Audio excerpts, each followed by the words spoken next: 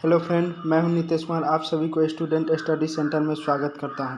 तो चलिए मैं आज आप सबों के बीच इम्पोर्टेंट क्वेश्चंस जीके जीएस के लेकर उपस्थित हूं। आज जो हम लोग क्वेश्चंस लेकर उपस्थित है वो जीके जीएस से रिलेटेड, और ये किस एग्ज़ाम्स के लिए है तो ये जो है ऑल कॉम्पिटिटिव एग्ज़ाम्स के लिए, important objective questions for all competitive exams के लिए यह हमारा चैनल है। और अभी तक आप हमारे चैनल स्टूडेंट स्टडी सेंटर को सब्सक्राइब नहीं किए तो सब्सक्राइब कर दें और बेल आइकन दबाना ना भूलें, ताकि हमारे द्वारा जो भी वीडियो डाला जाएगा उसका नोटिफिकेशन सबसे पहले आप तक पहुंचेगा। तो चलिए क्वेश्चन की ओर बढ़ते हैं। फर्स्ट क्वेश्चन क्या है, आपके स्क्रीन पर अवेलेबल है। फर्स्ट क्वेश्चन जो ऑल कॉम्पिटिटिव एग्जाम से रिलेटेड इंपॉर्टेंट क्वेश्चन है, देखेंगे। फर्स्ट क्वेश्चन आपसे पूछा जा रहा है कि सत्यार्थ नामक पुस्तक के रचयिता कौन है। तो सत्यार्थ जो जिसमें सत्य के अर्थ का बोध कराया गया, यह बहुत ही इम्पोर्टेंट क्वेश्चन है, बुक है जो सभी को पढ़नी भी चाहिए, जिसमें सत्य के अर्थ के बारे में बताया गया है। और इस पुस्तक के रचयिता जो है स्वामी दयानंद सरस्वती है। कौन है? स्वामी दयानंद सरस्वती। इस वीडियो को पूरे अंत तक देखें ताकि आपके एग्जाम्स के लिए बहुत ही महत्वपूर्ण साबित होगा। देखेंगे कि सत्यार्थ नामक पुस्तक के रचयिता कौन की है, तो स्वामी दयानंद सरस्वती। ये स्वामी दयानंद सरस्वती जी का तस्वीर है और इससे रिलेटेड जानेंगे कुछ क्वेश्चन। स्वामी दयानंद सरस्वती जी का जन्म गुजरात प्रदेश के टंकारे नामक ग्राम में हुआ था। कहाँ हुआ था? गुजरात प्रदेश के टंकारे नामक ग्राम में हुआ था। कितना ईस्वी में हुआ था? तो 1824 ईस्वी में हुआ था। कितना ईस्वी में? 1824 ईस्वी में हुआ था। और मोस्ट इम्पोर्टेंट क्वेश्चन, इनके बचपन का नाम जो था मूल शंकर था। क्या था? इनके बचपन का नाम मूल शंकर था। इनके बचपन का नाम क्या था? मूल शंकर था। ये most important, very important question है। एक और क्वेश्चन इससे इम्पोर्टेंट बन रहा है। इम्पोर्टेंट क्वेश्चन क्या है कि आर्य समाज के रचयिता कौन है। तो आर्य समाज के जो रचयिता भी है वो कौन है? वो स्वामी दयानंद सरस्वती जी है। तो इससे रिलेटेड ढेर सारे क्वेश्चन आपको दे दिए गए हैं, तो आप ध्यान से सुनिए। नेक्स्ट क्वेश्चन की ओर बढ़ते हैं। नेक्स्ट क्वेश्चन क्या कहा जा रहा है? नेक्स्ट क्वेश्चन आपके स्क्रीन पर अवेलेबल है। सीमेंट का सर्वाधिक महत्वपूर्ण घटक, सीमेंट जो बना होता है वो लाइम, सिलिका और एल्यूमिना का बना होता है। यानी लाइम मतलब चूना, वो जो सीमेंट बना होता है लाइम का, सिलिका का और एल्यूमिना का बना होता है। लेकिन कह रहा है उसमें महत्वपूर्ण कौन है, सबसे मेन कौन है? ऐसे तो तीनों चीज़ से मिलकर बना, लेकिन मेन कौन है? तो महत्वपूर्ण घटक उसमें चूना का है। चूना आप लोग देखे ही होइएगा, इस प्रकार चूना होता है। तो सीमेंट जो हो किसका बना होता है? तो लाइम, सिलिका और एल्यूमिना का, उसका मुख्य घटक क्या है? चूना है। चूना का जो फार्मूला होता है, चूना का फार्मूला क्या होगा? CaO होता है। और यही बुझा चूना का पूछे तो CaOH का होल ट्वाइस। जैसे हम जल से क्रिया कराते हैं तो CaOH का होल ट्वाइस हो जाता है। सीमेंट से रिलेटेड कुछ और बात जान लेते हैं। सीमेंट ऐसे बहुत सारे प्रकार का होता है। ऑर्डिनरी पोर्टलैंड सीमेंट होता है, सल्फेट रेसिस्टिंग सीमेंट होता है, रैपिड हार्डनिंग सीमेंट होता है, पोजलाना पोर्टलैंड सीमेंट होता है। इसका ग्रेड भी होता है 33 ग्रेड, 43 ग्रेड, 53 ग्रेड। यानी ये सीमेंट से रिलेटेड क्वेश्चन। यानी आपको ध्यान में आ गया कि सीमेंट का महत्वपूर्ण संगठक कौन है? चूना। और किसका बना होता है? तो लाइम, सिलिका और एल्यूमिना का। लाइम मतलब चूना। नेक्स्ट क्वेश्चन की ओर बढ़ते हैं। नेक्स्ट क्वेश्चन आपके स्क्रीन पर अवेलेबल है। नेक्स्ट क्वेश्चन क्या कहा जा रहा है? राष्ट्रीय आपातकाल का वर्णन आर्टिकल कितना में किया गया है? तो राष्ट्रीय आपातकाल का वर्णन जो आर्टिकल यानी अनुच्छेद कितना में किया गया है? तो 352 में किया गया है। और राष्ट्रीय आपातकाल जो है राष्ट्रपति द्वारा मंत्रिमंडल के लिखित सिफारिश पर लगाया जाता है। मंत्रिमंडल के लिखित सिफारिश पर लगाया जाता है। और ये पहली बार जो है 30 दिन यानी 1 माह के लिए लगाया जाता है। और संसद के दोनों सदनों के अनुमोदन से प्रत्येक 6 माह पर इस प्रकार अनिश्चित काल तक लगाया जा सकता है। और राष्ट्रपति शासन जो है, राष्ट्रपति शासन ये आर्टिकल कितना के तहत? 356 के तहत लगाया जाता है। राष्ट्रपति द्वारा ही लगाया जाता है। और वित्तीय आपातकाल जो है आर्टिकल 360 के तहत लगाया जाता है। किसके तहत? वित्तीय आपातकाल आर्टिकल 60 के तहत, राष्ट्रपति शासन 356 के तहत और राष्ट्रीय आपातकाल 352 के तहत लगाया जाता है। किसके द्वारा लगाया जाता है? तो राष्ट्रपति के द्वारा। और राष्ट्रीय आपातकाल हम लोग देखे हैं कि 30 दिन तक ले संसद के दोनों सदनों का अनुमोदन प्रत्येक 6 माह इस प्रकार निश्चित काल तक लगाया जाता है। और राष्ट्रपति शासन जो है आर्टिकल 356 के तहत पहली बार 2 माह तक, कितना? 2 माह 60 दिन तक। और राष्ट्रपति शासन 6 माह चलता है और अधिकतम जो अवधि है 3 वर्षों तक की होती है। और जो होता है वित्तीय आपातकाल पहली बार में 2 माह यानी 60 दिन तक और अनिश्चित काल तक, क्योंकि संविधान में इसका कोई स्पष्ट उल्लेख ही नहीं है। और वित्तीय आपातकाल हमारे देश में अभी तक एक बार भी नहीं लगा हुआ है, यानी पूछा जाएगा कि कौन सा आपातकाल एक बार भी नहीं लगा हुआ है, तो वित्तीय आपातकाल। नेक्स्ट क्वेश्चन की ओर बढ़ते हैं। नेक्स्ट क्वेश्चन आपके स्क्रीन पर अवेलेबल है। कोयला की खदान में विस्फोट होती है। कोयला के खदान में विस्फोट किसके कारण होता है, तो मीथेन गैस के कारण। ये देखिए विस्फोट हो रहा है। मीथेन का जो फार्मूला होता है CH4 होता है और ये स्ट्रक्चर है इसका, संरचना सूत्र। और ये भी क्वेश्चन बायोगैस का मुख्य घटक पूछेगा तो मीथेन पूछेगा। मार्च गैस का फार्मूला पूछेगा तो मीथेन ही होता है। और ये रंगहीन गंधहीन गैस है। ये कैसा गैस है, ये रंगहीन और गंधहीन गैस है। इसका ईंधन के रूप में क्या किया जाता है, उपयोग किया जाता है। तो मोस्ट इंपोर्टेंट VVI क्वेश्चन है। और नेक्स्ट क्वेश्चन की ओर बढ़ते हैं। नेक्स्ट क्वेश्चन क्या है, आपके स्क्रीन पर अवेलेबल है। मनुष्य में गुणसूत्रों की संख्या कितनी होती है। मनुष्य में गुणसूत्रों की संख्या कितनी होती है, तो मनुष्य में गुणसूत्रों की संख्या 46 होती है। अगर जोड़ा में पूछा जाता आपसे तो कितना हो जाएगा, 23 जोड़ा होता है। तो ये हो गया। अगर आपसे पूछा जाए चूहा में कितना होता है गुणसूत्रों की संख्या, तो चूहा में 40 होता है। गेहूँ में कितना होता है, तो गेहूँ में 42 होता है। आलू में कितना होता है, तो 48 होता है। बिल्ली में कितना होता है, तो 38 होता है। कुछ मोस्ट इम्पोर्टेंट जो आपको बता रहे हैं। सेब में पूछेगा गुणसूत्रों की संख्या तो 34 होता है। मक्का में पूछेगा गुणसूत्रों की संख्या तो 20 होता है। प्याज में पूछेगा गुणसूत्रों की संख्या तो 16 होता है। गाय और बकरी में पूछेगा गुणसूत्रों की संख्या तो कितना होता है, 60 होता है। और तितली में पूछेगा तो 360 होता है। और कुत्ता में पूछेगा तो 78 होता है। ये कुछ इंपॉर्टेंट जो थे, ऐसे मोस्ट इंपॉर्टेंट है कि मनुष्य में गुणसूत्रों की संख्या कितना होता है, तो 46 होता है। अगर घोड़ा में पूछ दे तो 64 होता है। और जोड़ा में पूछेगा तो 32 जोड़ा बता देंगे। हम लोग को पता है मनुष्य में अगर गुणसूत्रों की संख्या जोड़ा में पूछेगा तो 23 जोड़ा हो जाएगा। गुणसूत्र का फिगर कैसा होता था, ऐसा होता। आइए कुछ और जानते हैं यहाँ पे। गुणसूत्र का निर्धारण। गुणसूत्र का जो निर्धारण किस प्रकार होता है, यानी लिंग का निर्धारण किस प्रकार होता है, इसके बारे में हम लोग क्या करेंगे, वर्णन करेंगे। और डिटेल ये भी जानेंगे हम लोग कि गुणसूत्र से रिलेटेड। तो गुणसूत्र का जो खोज किया था फ्रेडरिक हॉफमिस्टर और स्ट्रासबर्ग। शब्द कौन दिया था, तो वाल्डेयर दिया था। और गुणसूत्र किसका बना होता है, तो DNA प्लस हिस्टोन प्रोटीन का। ये भी VVI क्वेश्चन है। गुणसूत्र को ही क्या कहते हैं, क्रोमोसोम कहते हैं। गुणसूत्र को ही क्रोमोसोम कहते हैं। और ये किसका बना होता है, तो DNA प्लस हिस्टोन प्रोटीन का बना होता है। शब्द कौन दिया, तो वाल्डेयर दिया। खोज कौन किया, तो फ्रेडरिक हॉफमिस्टर या स्ट्रासबर्ग। देखेंगे लिंग का निर्धारण किस प्रकार होता है। तो मनुष्य में 46 गुणसूत्र होते हैं, नर और मादा दो। मादा में भी 46 और नर में भी 46। लिंग का निर्धारण यानी किस प्रकार लड़का नवजात शिशु लड़का होता है, नवजात शिशु लड़की होती है। तो नर में 44 गुणसूत्र होता है, 46 वो होता है, लेकिन 44 प्लस XY होता है। और मादा में जो होता है 44 प्लस XX होता है। देखिए 44 और 2 46 मादा में भी हो गया, 44 2 46 इसमें भी हो गया।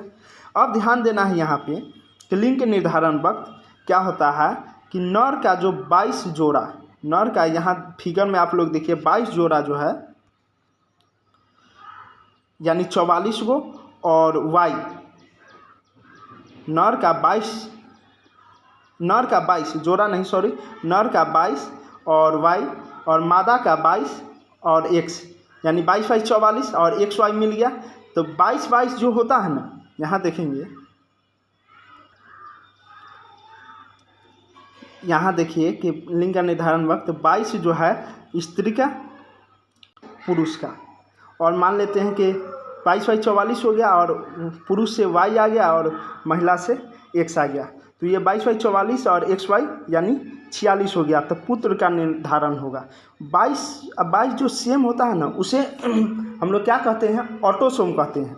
यानी पुरुष में जो 22 जोड़ा प्लस XY होता है, तो इसे 22 जोड़ा को क्या कहते हैं, ऑटोसोम कहते हैं। और XY को ऑलोसोम कहते हैं। मादा में भी 22 जोड़ा यानी 44 और XX होता है। तो 22 जोड़ा का ऑटोसोम और XX को ऑलोसोम कहते हैं। लिंग का निर्धारण जो होता है ना, यही करता है, यही गुणसूत्र क्या करता है, अगर पुरुष का X गुणसूत्र महिला के X गुणसूत्र से निर्धारण होगा तो नवजात शिशु लड़की होगा। अगर पुरुष का Y गुणसूत्र महिला के X गुणसूत्र से निर्धारण होगा तो XY होगा, तो नवजात शिशु लड़का होगा। और महिला में तो ऑलरेडी क्या है, XX है यहाँ गुणसूत्र, तो क्या होगा XX मिलकर नवजात शिशु लड़की और XY मिलकर नवजात शिशु लड़का होगा। नेक्स्ट क्वेश्चन की ओर बढ़ते हैं। नेक्स्ट क्वेश्चन, जल का pH मान कितना होता है, तो 7 होता है। और यहाँ देखेंगे pH मान क्या है, यह एक स्केल है। जैसे हमारे शरीर का बुखार यानी शरीर के टेम्परेचर को मापते हैं, थर्मामीटर से मापते हैं कि नहीं, उसी प्रकार किस पदार्थ में कितना अम्लीय है, कितना क्षारीय है या उदासीन है, कैसे पता चलेगा। हाँ, तो उसके लिए भी एक स्केल है जिसे pH स्केल कहते हैं। इसका जो खोज किया था सोरेनसन नामक वैज्ञानिक ने किया था। कौन? सोरेनसन नामक वैज्ञानिक ने। यह स्केल 0 से लेकर 14 तक यहाँ अंकित रहता है। देखेंगे बीच में जो 7 है वो न्यूट्रल है यानी उदासीन है, तो जल का pH मान 7 पर होता है, इसलिए क्या होता है, उदासीन होता है। और 7 से कम जितना होगा वो अम्लीय होगा, 7 से अधिक जो होगा क्षारीय होगा। यहाँ क्वेश्चन में दिखाया जा रहा है कि 7 से कम जो भी है वो क्या अम्लीय है, 7 से अधिक जो है वो क्षारीय है। नेक्स्ट क्वेश्चन ये भी पूछा जाता है कि या ये तो उदासीन है, अगर इधर अंक अगर कम हो तो उसका अम्लीयता बढ़ता है, यानी अम्लीयता इस भरे बढ़ेगा, क्षारीयता इधर से बढ़ेगा। इसका अर्थ ये हुआ कि अंक में जिसका जितने कम हो ना उसका अम्लीयता अधिक होगा। जैसे क्वेश्चन पूछेगा कि किसी पदार्थ का भिन्न भिन्न 4 पदार्थ रखा गया, उसका अम्लीयता pH मान 0 है, 1 है, 4 है और 3 है, तो कहेगा किसका अम्लीयता सबसे ज़्यादा है, तो 0 का। क्योंकि देखिए अंक जितने कम हो रहा है उसका अम्लीयता बढ़ रहा है, ये ध्यान में रखिएगा। और 0 ऑप्शन में ना रहता, 1, 3, 4 दिया रहता तो 1 हो जाता, यानी सबसे कम अंक वाला क्या होगा, अम्लीयता ज़्यादा हो। लेकिन क्षारीय में देखिए अंक जितने बढ़ रहा है उसका क्षारीयता बढ़ रहा है। क्वेश्चन पूछेगा कि 4 पदार्थ है और उसके क्षारीयता दिया गया है 8, 9, 7 और 13, तो 7 तो उदासीन होता है। अब देखेंगे 7 से ज़्यादा वाला क्षारीय होता है, तो अंक में जितने ज़्यादा होगा उसका क्षारीयता ज़्यादा, तो 13 है तो इसका क्षारीयता ज़्यादा होगा इस पदार्थ का। नेक्स्ट क्वेश्चन की ओर बढ़ते हैं। आत्महत्या की थैली किसे कहा जाता है, तो आत्महत्या की थैली किसे कहा जाता है, तो लाइसोसोम को कहा जाता है। आत्महत्या की थैली किसे कहा जाता है, तो लाइसोसोम को कहा जाता है। इसका खोज कौन किया था, तो इसका खोज लाइसोसोम का खोज C.D. डुबे ने किया था। संरचना कैसा होता है, तो थैली जैसी संरचना होता है। संरचना कैसा होता है, तो थैली जैसी संरचना होता है, जैसे हम फिगर में दिखाएंगे भी। और लाइसोसोम का जो निर्माण करता है वो कौन करता है, गोल्जी काय करता है। कौन करता है, गोल्जी काय। लाइसोसोम में उपस्थित एंजाइम्स होता है वो 24 प्रकार के क्या होता है, एंजाइम्स होता है। लाइसोसोम में शक्तिशाली पाचन एंजाइम्स भरा रहता है, वो कितना प्रकार का, 24 प्रकार के, ये भी जाने। और लाइसोसोम का अन्य नाम जान लेते हैं ताकि एग्जाम में पूछ देता है। तो पाचन थैली, डाइजेस्टिव बैग कहते हैं, या आत्महत्या का थैली भी कहा जाता है, सुसाइड बैग, या परमाणु बैग, परमाणु बम भी कहा जाता है। पूछ देगा कि कोशिका के किस कोशिकांग को परमाणु बैग, परमाणु बम कहा जाता है, तो लाइसोसोम को। इसको डिस्पोजल यूनिट भी कहते हैं क्योंकि ये अपशिष्ट पदार्थ ये सबको डिस्पोज करता है। लाइसोसोम का काम है क्या है कि हमारे शरीर में जो भी अपशिष्ट पदार्थ है या कोशिका क्या हो गया, मृत हो गया, तो उसको साफ सफाई का काम करेगा। सेलुलर हाउस कीपर भी कहा जाता है, या इसे कोशिका का अपशिष्ट बेकार पदार्थ का निपटारा करने वाला यंत्र भी कहा जाता है, क्योंकि यह कोशिका के अंदर साफ सफाई का काम करता है। ये क्या हो गया, लाइसोसोम का इतना सारा नाम हो गया। अब देखेंगे फिगर में कुछ इससे रिलेटेड बात जानेंगे।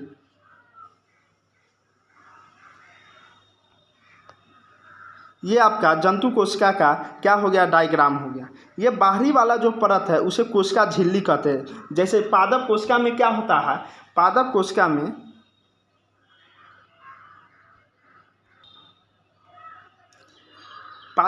में कोशिका भित्ति होता है, लेकिन जंतु कोशिका में कोशिका भित्ति नहीं होता है। ये बाहरी वाला परत क्या है, कोशिका झिल्ली है। तो पूछेगा जंतु कोशिका का बाहरी परत क्या है, कोशिका झिल्ली। और इसके अंदर जो द्रव भरा रहता है उसे कोशिका द्रव कहते हैं। क्या कहते हैं, तो ये देखिए कोशिका झिल्ली हो गया, ये केंद्रक है, तो केंद्रक के बाहरी वाला परत केंद्रक झिल्ली। तो कोशिका झिल्ली और केंद्रक झिल्ली के बीच वाला जो द्रव है उसे क्या कहेंगे, कोशिका द्रव कहेंगे। और यही केंद्रक के अंदर क्या है, गुणसूत्र है, ये भी देख लिए। और ये क्या है, केंद्रक है, केंद्रक के अंदर ही केंद्रिका होता है। ये रिक्तिका हो गया, ये माइटोकॉन्ड्रिया हो गया, इसे सूत्रकणिका भी कहा जाता है। और इसका अन्य नाम और भी है, ऊर्जागिरी, यानी ऊर्जा गृह कहा जाता है पावर हाउस ऑफ सेल का कोशिका का ऊर्जा गृह किसे कहा जाता था? माइटोकॉन्ड्रिया का। ये केंद्रक द्रव हो गया, केंद्रक झिल्ली के अंदर जो द्रव होगा वो केंद्रक द्रव हो गया। अंतःपर्दवी जालिका हो गया, अंतःपर्दवी जालिका में क्या होता है? खुरदरी अंतःपर्दवी जालिका और चिकनी अंतःपर्दवी जालिका। खुरदरी अंतःपर्दवी जालिका पर क्या होता है? राइबोसोम के कौन बैठे होते हैं? यही आपका लाइसोसोम है। जो क्वेश्चन पूछा है कि आत्महत्या की थैली, तो लाइसोसोम यही है। क्यों? क्योंकि ये क्या करता है? शरीर के जितने अवशिष्ट पदार्थ या मृत कोशिका, मर जाता है कोशिका, उस सबको निपटारा करने का क्या करता है? काम करता है। सुसाइडल बैग भी इसे कहा जाता है। ये गोल्जी बॉडी हो गया आपका, तो यही इससे रिलेटेड। कोशिका किसे कहते थे? जीवन की, जीवों की संरचनात्मक एवं क्रियात्मक इकाई, एकदम सूक्ष्मतम इकाई कोशिका है। और कोशिका के समूह से क्या होता है? ऊतक का निर्माण होता है। ऊतकों के समूह से अंग का, अंग के समूह से अंग तंत्र से एक जटिल जीव शरीर का क्या होता है? निर्माण होता है। तो कोशिका से रिलेटेड ये क्वेश्चन हो गया। और सारा क्वेश्चन कोशिका से रिलेटेड। सबसे बड़ी कोशिका पूछेगा तो ये शुतुरमुर्ग के अंडा का, ये शुतुरमुर्ग के क्या होता है? अंडा का सबसे बड़ी कोशिका, सबसे बड़ी कोशिका अगर पूछेगा तो किसका होगा? शुतुरमुर्ग के अंडा का होगा। Egg of ostrich. सबसे छोटी, हाँ, शुतुरमुर्ग का अंडा लगभग 5 kg के आसपास होता है। आप अंदाज़ा लगा लीजिए कि कितना बड़ा है। और ये ऐसा पक्षी है जो कंकर पत्थर ये सब खा लेता है। तो क्वेश्चन सबसे बड़ी कोशिका शुतुरमुर्ग के अंडा का, और सबसे छोटी कोशिका तो किसका? माइक्रोप्लाज्मा का। सबसे छोटी कोशिका माइक्रोप्लाज्मा का।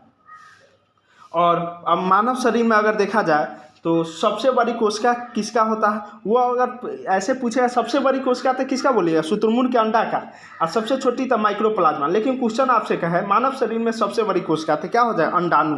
मानव शरीर में सबसे बड़ी कोशिका अंडाणु। VVI question. इसे ओवम कहते हैं, जो केवल किस में पाया जाता है? महिला में। केवल महिला में होता है अंडाणु। और सबसे छोटी कोशिका पूछे तो शुक्राणु हो जाएगा। सबसे छोटी कोशिका शुक्राणु। और इसे स्पर्म कहते हैं। केवल किस में होता है? तो पुरुष में होता है। और सबसे लंबी तंत्रिका कोशिका पूछ दे, सबसे लंबी, तो क्या हो जाएगा? तंत्रिका कोशिका, जो लगभग 1 मीटर होता है। तो फिर से रिपीट करते हैं कि सबसे बड़ी कोशिका पूछे तो शुतुरमुर्ग के अंडा का, और सबसे छोटी पूछे तो माइक्रोप्लाज्मा का। लेकिन मानव शरीर में पूछे सबसे बड़ी तो अंडाणु का, ओवम, जो केवल महिला में पाया जाता है। और सबसे छोटी पूछे तो शुक्राणु, स्पर्म, जो केवल पुरुषों में पाया जाता है। और सबसे लंबी कोशिका पूछे तो तंत्रिका कोशिका। ठीक है, तो ये इससे रिलेटेड क्वेश्चन हो गया। नेक्स्ट क्वेश्चन की ओर बढ़ते हैं।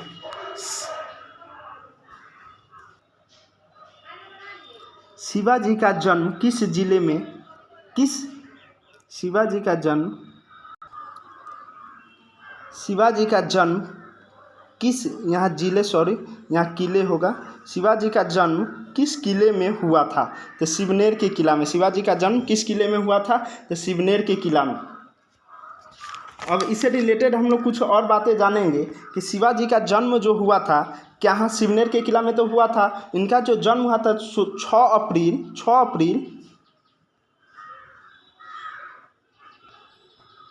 1627 में हुआ था। इनका जन्म कितना में हुआ था?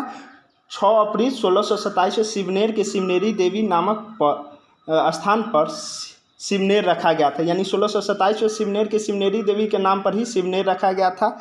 और इसी किले में इनका क्या हुआ था? जन्म हुआ था।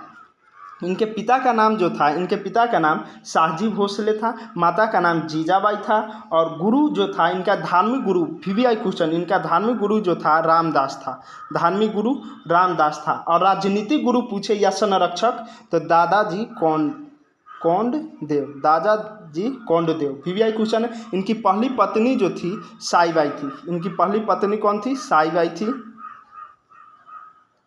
जिनसे विवाह जो हुआ था 1640 ईस्वी में हुआ था। और शिवाजी के जीवन पर उनकी माता जीजाबाई का क्या था? सर्वाधिक प्रभाव था। ये शिवाजी से रिलेटेड कुछ क्वेश्चन है। और उनकी जो मृत्यु हुआ था, शिवाजी का मृत्यु, जन्म तो हम लोग देख लिए थे, जन्म कितना में? 6 अप्रैल 1627 में। और मृत्यु जो हुआ था 3 अप्रैल 1680 ईस्वी में हुआ था। तो ये शिवाजी से रिलेटेड क्वेश्चन हो गए। यहाँ देखेंगे कुछ बात लिखे गए हैं, उसे गौर करेंगे। शत्रु को कमज़ोर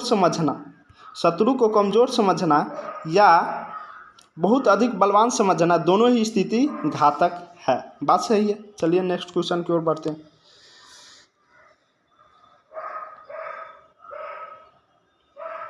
ध्वनि का प्रसारण केवल तभी संभव है जब डैश हो, माध्यम हो। ध्वनि का प्रसारण केवल तभी संभव है जब क्या हो, माध्यम हो।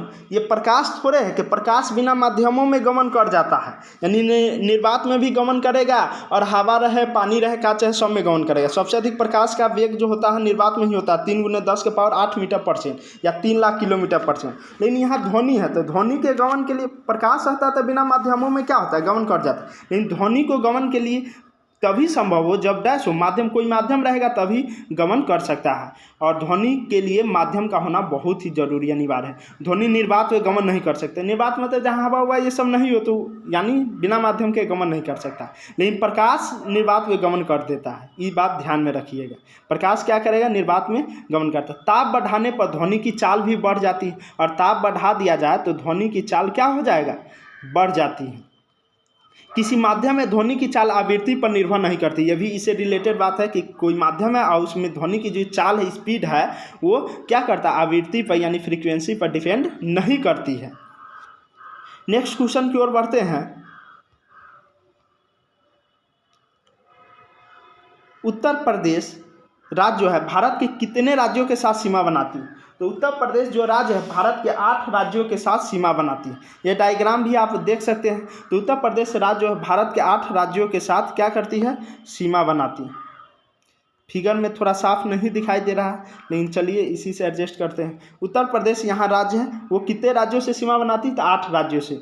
कौन कौन राज्य से, तो यहाँ देखिए बिहार राज्य से क्या करेगा, झारखंड से बनाएगा, बिहार राज्य, झारखंड, छत्तीसगढ़ से बनाएगा, उसके बाद किससे बनाएगा, हिमाचल प्रदेश से बनाएगा। यानी 8 राज्य जो है आपको बता दे रहे, उत्तराखंड से बनाएगा, हिमाचल प्रदेश से बनाएगा, हरियाणा से बनाएगा, राजस्थान से बनाएगा, मध्य प्रदेश से बनाएगा, छत्तीसगढ़ से बनाएगा, झारखंड से बनाएगा और बिहार से बनाएगा। एक बार और रिपीट करते हैं, उत्तराखंड से बनाएगा, हिमाचल प्रदेश से बनाएगा, हरियाणा से बनाएगा 3 नंबर, चौथा राजस्थान, मध्य प्रदेश, छत्तीसगढ़, झारखंड, बिहार। और यह भी क्वेश्चन पूछेगा कि किस देश और एक देश के साथ भी सीमा बनाता है उत्तर प्रदेश, उस देश का नाम पूछ देगा तो कौन हो जाए, नेपाल। और एक केंद्र शासित प्रदेश से भी सीमा बनाता है, वो दिल्ली से। कहाँ से, दिल्ली से। तो याद रखिए उत्तर प्रदेश जो 8 राज्यों के साथ सीमा बनाती है, 8 राज्य का नाम बता दिए, और एक देश नेपाल से और एक केंद्र शासित प्रदेश दिल्ली के साथ सीमा बनाती है। तो नेक्स्ट क्वेश्चन की ओर बढ़ते हैं।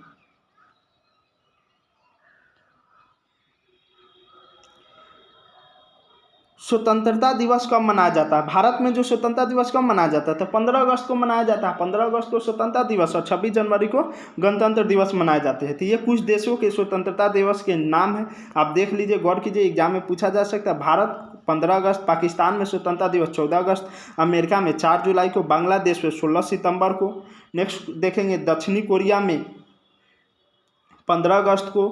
देखिए दक्षिणी कोरिया में हम लोग जहिया क्या करते हैं, स्वतंत्रता दिवस मनाते हैं 15 अगस्त को, वहाँ या दक्षिणी कोरिया में भी मनाया जाता है यहाँ। उसके बाद अफगानिस्तान में 27 मई को, इंडोनेशिया में 17 अगस्त को, बर्मा में 4 जनवरी को, और मैक्सिको में कब मनाया जाता है, तो मैक्सिको में जो है देखिए यहाँ 16 दिसंबर को मनाया जाता है। नाइजीरिया में 1 अक्टूबर को, केन्या में 12 दिसंबर, वियतनाम में 2 सितंबर, फिलीपींस में 4 जुलाई, स्विट्जरलैंड में 6 सितंबर, मलेशिया में 31 अगस्त और फिनलैंड में 6 दिसंबर, सूडान में 1 जनवरी और सोमालिया में 1 जुलाई। ये कुछ इम्पोर्टेंट थे। और यहीं पे वीडियो क्या हुआ, समाप्त तो होता है। और फिर मिलेंगे, अगर वीडियो आपको अच्छा लगा हो तो फिर मिलेंगे नेक्स्ट वीडियो में। और अभी तक आप हमारे वीडियो को अगर सब्सक्राइब नहीं किए तो सब्सक्राइब करें, शेयर करें, लाइक करें, कमेंट करें और बेल आइकन को दबाना ना भूलें। तो फिर मिलेंगे नेक्स्ट वीडियो में। जय हिंद, जय भारत।